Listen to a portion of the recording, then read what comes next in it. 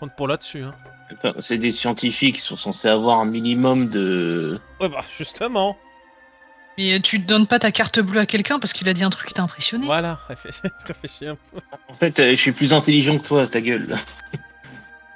C'est le truc. Non, mais... non, ça marche pas comme ça, Gao. Non. Je suis désolé. Oh. Non, mais je suis désolé, il y a des... Faut être un Mais- peu logique, quand même. Enfin, bref. Du coup, il y avait donc 3 solutions. Soit par la force, soit par la ruse, soit par le charisme. Ouais, par le charisme génie. Du coup... Par ectoplasma, j'avais dit aussi. Et aussi par le vol discretos bien fait, vite fait. Et moi je fais de la diversion, et il y en a un qui essaie de voler, tout simplement. Oui. Bah, décidez-vous. Là, c'est... Eh ben, à vous de lance décider. le dé. Eh, Lance le dé. laisse-nous lancer le dé, espèce de neuneu. Eh ben... Ok, alors. Non mais est-ce que je peux déjà essayer de faire mon RP pour essayer de divertir Eh ou ben, juste dire vas-y, le vas-y, théorème que je allez-y. lui ai imposé? Non, Allez-y, Non mais allez-y. ce qu'on veut faire, c'est que même moi aussi je veux les divertir, donc vu qu'on va faire la même C'est action, c'est ça, pour ça que je le demande à lancer le dé, comme ça on choisit la fonction, tu vois. Voilà, il faudrait que vous sachiez quel est le plan que vous avez sélectionné, parce que là, le MJ... 1, la ça- force, 2, la ruse, 3, le charisme, 4, le Pokémon. Ça va? Ouais. La Bon. DMJ, 1 des 4. Ah, ok. Est-ce que tout le monde est d'accord sur ça? Oui. Ah, le Pokémon. Allez, ectoplasma. Alors, Ectoplasma va devoir me faire un G. Alors, Ectoplasma, je vais te dire quel G il va devoir me faire, ce cher Ectoplasma. Alors, Ecto. Ecto va me faire un G. Qu'est-ce qu'il va me faire? Il va me faire un D10 plus 6.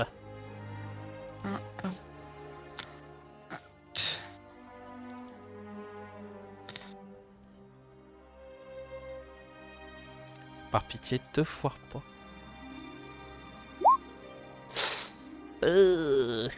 Alors, ce qui s'est passé... Attends, tu sais quoi? Je vais faire un truc. Hop. Je vais faire un G. Je me suis pas si foiré que ça quand même. Hein. Alors, attends. Ça fait un 3. Voyons voir. Ok, bon. Alors, ce qui s'est passé, c'est que Ectoplasma a essayé d'en piquer un, malheureusement. Ça n'a pas vraiment fonctionné. Fort heureusement, Ectoplasma ne s'est pas fait repérer. Il disparaît vite et les scientifiques se regardent en mode t'as pas senti quelque chose, Albert? Non, et toi, Robert? Si, moi j'ai l'impression d'avoir senti quelque chose. Ouais, un drôle de courant d'air, tout ça. Ils sont un petit peu confus par la situation. Est-ce que vous voulez justement essayer un autre des autres plans? Et ils furent cons. Bah du coup on tente la diversion, moi je m'en charge. Hein. Allez, Vas-y. allez, on passe sur le charisme de Siméon. Siméon, nous t'écoutons. Comment vas-tu faire? Alors je vais m'approcher des scientifiques d'un air assez sûr de moi et ouvrant mes bras et dire « Mes confrères, mes très chers confrères, voyez-vous, j'aurais besoin de votre aide, de votre sagesse afin de m'aider à réfléchir sur un problème que je venais de penser, qui pourrait peut-être révolutionner la philosophie, la conception et peut-être même les futurs projets que je pourrais entreprendre ainsi que moi et mes collègues. Voyez-vous, est-ce que vous connaissez la légende du bateau de Thésée ? Ainsi que ce dilemme qui vient avec celui-ci, où ce bateau, force de naufrage, a dû perdre des parties. Et malheureusement, l'équipage a dû remplacer ces parties. Mais à force de le remplacer, à partir de quel moment ce bateau est-il toujours le bateau de Thésée ? Le reste-t-il éternellement ? Ou y a-t-il un moment, à force de remplacer les parties de ce bateau, qu'on ne peut plus le considérer comme le bateau de Thésée, mais comme un autre bateau à part entière ? Et c'est justement là ce dilemme, car on peut peut-être la poser par rapport à l'être humain. À partir de quel moment un être humain, lorsqu'on peut-être répare ses parties, comme par exemple vous voyez bien les pirates avec leurs jambes de bois, à partir de quel moment peut-on considérer qu'il n'est plus cet être humain ? Vous avez bien dû voir également les problèmes avec certains Pokémon spectres, qui peuvent interchanger les âmes.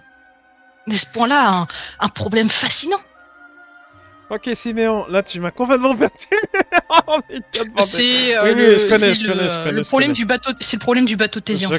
Je connais, t'en fais pas. Bah écoute, tu vas me faire un jet de charisme plus psychologie, parce que là, même moi, le MJ est confus, l'attaque est super efficace. Y a pas un bonus du coup? Non, là, il y a déjà un bon bonus. Ok, bon, bah, clairement, là, tu les as largués, là, clairement. Ils sont en train de réfléchir comme pas permis. Là, clairement, ils vont avoir un gros malus si vous essayez de les voler. Donc, Eh ben, j'y vais.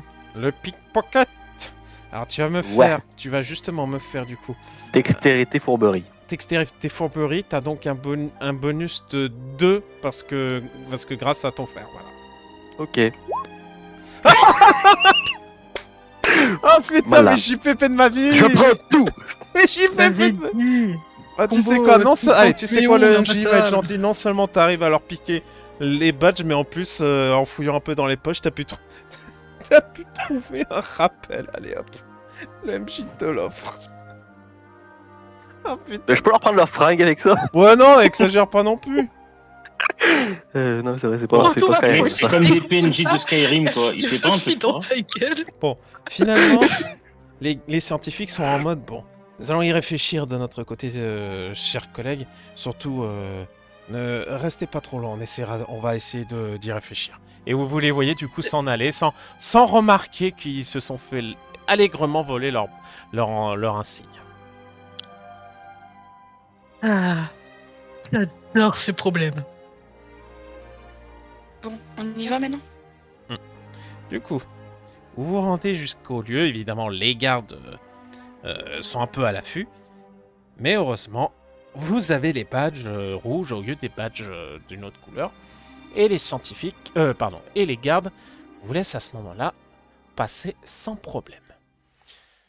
Vous arrivez du coup dans un nouveau lieu beaucoup plus sombre et surtout beaucoup plus malsain que ce que vous aviez eu l'habitude de voir.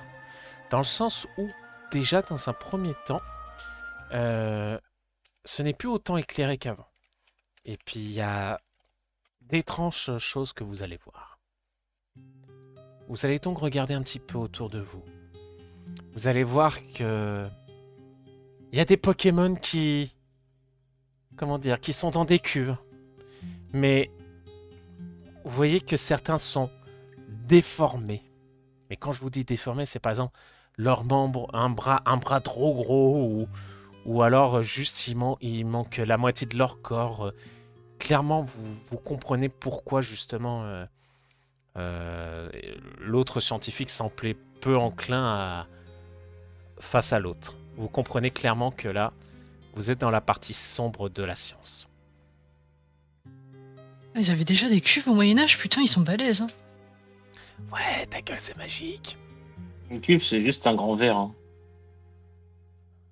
Oui, mais il faut avoir le concept et l'idée à cette époque. Et de même qu'une grande cuve pour stocker des êtres vivants dedans, c'est pas tout le monde qui peut faire ça. T'oublies un truc, il y a quelqu'un qui est venu du monde moderne. Oui, bon, ça. Oui. Voilà. Mais quand même.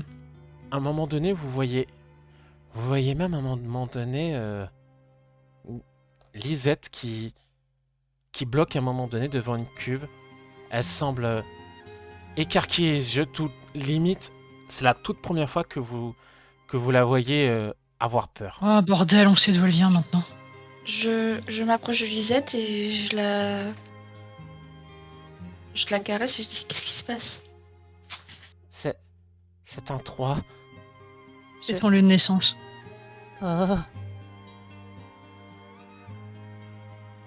Tu vois qu'elle regarde un petit peu les cuves et à un moment donné, elle s'arrête devant une cuve avec un évoli dedans. Qu'est-ce que... Il y avait pas la fille du scientifique qui disait qu'elle avait des évolis, un truc comme ça? Vous voyez, du coup, Oui. justement, vous voyez que dans une cuve, il y a un évoli qui tapote et surtout, vous entendez cet évoli dire « À l'aide ! À l'aide !» Oh bordel. On parie combien qu'ils font des fusions des Pokémon et leurs dresseurs? Ouais, ils font tourner ça en Full Metal Alchemist. Bon, faut la libérer. Allez Marie, pète-moi cette vitre. Juste... Vous tapez la vitre, fort heureusement, vous libérez le évoli et vous voyez la gamine complètement apeurée dans ce corps d'évoli. Qu'est-ce qui s'est passé? Qu'est-ce qui m'arrive? Je crois qu'ils ont fait des sales trucs sur toi, ma pauvre gamine. Je veux mon papa. Où est mon papa? On va le trouver, mais alors, il faut que tu m'écoutes bien sagement. Oui. Il va falloir pour l'instant que tu te fasses passer pour un Evoli. Donc tu dis juste Evo, Evo, ou des trucs comme ça, c'est très très important. D'accord. Ou alors, dis-le à voix très très basse, que personne ne t'entende. C'est très important parce que sinon, ça va être compliqué. On va essayer de te ramener à ton père, d'accord? Mais il va falloir que tu te fasses discrète, ok? D'accord. Allez, on va t'aider. Vous voyez à ce moment-là, du coup, que la petite Evoli reste à vos côtés et à un moment donné, vous entendez une voix au loin. Eh bien, vous en avez mis du temps. Justement, lorsque vous tournez le regard vers la personne qui est en train de vous parler au loin, vous voyez justement cette personne vous faire face. Oh, fucker. Je me disais bien que je reconnaissais vos auras. Toi qui t'amuses à faire en mode full metal alchimiste, là, sur tes expériences, sérieusement. Même moi, je trouve que ça, c'est bas. En plus, c'est un cruel d'imagination. T'aurais pu faire 1000 fois mieux. Ça. C'est horrible. C'est horrible et c'est nul. Alors, j'essaye simplement de faire en sorte à ce que les Pokémon soient beaucoup plus puissants. Mais il y avait Ah des non, façons c'est nul. plus efficaces que ça, bordel de merde. Allons, réfléchis 2 secondes. Si nous devenons Oui, des c'est déjà le Pokémon- fait. Si nous devenons des Pokémon, nous serions beaucoup plus forts. Mais dans ce cas, c'est pas les Pokémon que tu rends plus forts, c'est les êtres humains. Bougre d'âne. Bougre d'abruti. Mais Il fait justement, une détective Pikachu. Ouais. nous deviendrons des personnes à part entière. Notre corps d'humain ne serait plus un obstacle. Oh, Je peux avoir un quelle flingue. ironie. Stupide. Non, disons que Eol se met à trembler de rage, lui saute à la gorge et le tape en utilisant sa rage du nerd. Oh, trash du merde. Écoute-moi bien, bougre de crétin. Attends, Donne des aspects de... attends, je parle pas à toi, je parle Siméon, au gars, je parle au gars. Oui, vas-y. Oui. Siméon, il y a Eol qui a Vas-y, oui, qui fait son geste, qui a vas-y. fait une action avant toi. Donc, Vas-y. désolé, c'est Eol qui Pas commence. de soucis. Eol, souci. tu vas justement me faire du coup un jet, s'il te plaît. Tu vas me faire un jet de force plus combat. Plus. Eh ben, c'est un échec critique. Tu vois qu'à ce moment-là, Je frappe Till à la place. non, justement, tu étais parti pour vraiment lui sauter à la gorge. Et en fait, tu vois qu'avec une facilité déconcertante, il a chopé ton poing avec sa main. Et avec une force incroyable, il t'a balancé jusqu'à ta sœur. Tu veux Pandarbar récupère. si vous voulez vraiment me Siméon. battre, si vous voulez vraiment me battre, venez avec moi. Allons Et dans une arène qui soit plus convenable. Vous le voyez du coup à vous faire signe de le suivre. Ah là là, ce crétin, il comprend pas que si jamais tu mets des gènes de Pokémon dans les êtres humains, ça veut dire que les humains peuvent être capturés, qu'ils ont les mêmes faiblesses que les Pokémon. Là, il avance, hein, il vous attend. Oui, mais je le suis, mais je dis ça, hein, on peut parler en marchant. Vous arrivez finalement jusqu'à une arène souterraine. Où du coup tout a été éclairé rien que pour vous. Vous le voyez aller à l'autre bout. Bien. On va faire un pari, vous autres. Vous allez essayer de me combattre. Si vous parvenez en effet à... Comment dire? Si vous parvenez à faire en sorte à me battre, j'accepterai d'abandonner tout ça. Cependant, si vous échouez, vous devrez fusionner avec le Pokémon que vous avez choisi lors de votre aventure.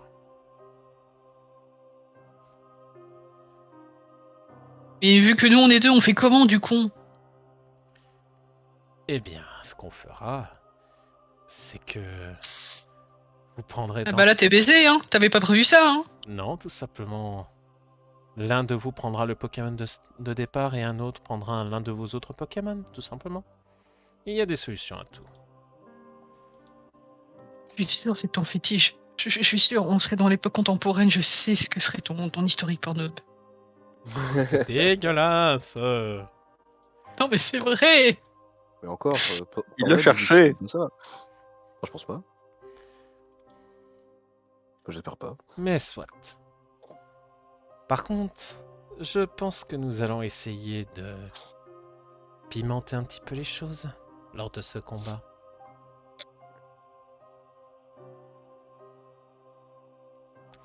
Déjà, nous allons faire une chose. Vous voyez du coup qui tape sur son torse. Et vous voyez une étrange aura s'émaner un peu partout dans la pièce.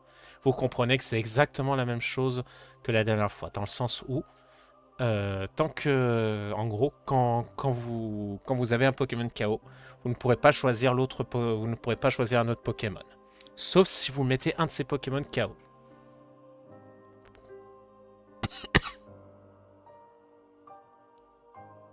Vous avez compris ou pas? Oui, Oui, on a oui. compris. D'accord, ok. Bon, c'était juste pour rappeler un peu la situation. Bien. Sur ce, commençons le combat. Ok, c'est bon. Du coup, bon, bah, le tour va être assez rapide. Du coup, déjà, Méga Gardevoir va lancer Plénitude. Déjà. Voilà. Donc, elle booste sa défense spéciale et son attaque spéciale d'un cran. Pour ce qui est ensuite de Karchakrok, va faire un Dance Lame qui booste ainsi son attaque de 2 crans. On va voir Alligator Dans Draco et dans Slam. Dance Lame également. Ah, il avait dans Slam aussi, ok. Là, et Exagite de son côté va donc utiliser Dance Lame également.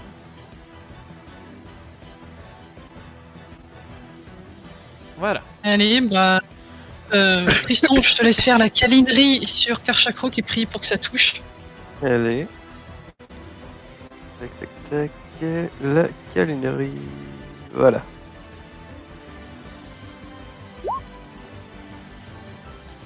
Et bah, c'est Voilà, super efficace, câlinerie. du coup, c'est 148. 148 points de dégâts.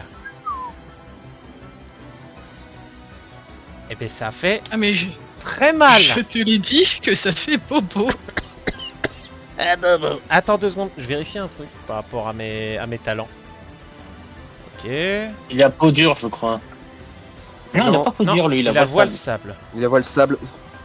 Ça Il m'a prend même rien aidé pour sur nous. un combat où il avait mis une tempête de sable, puis moi j'étais là en mode oui.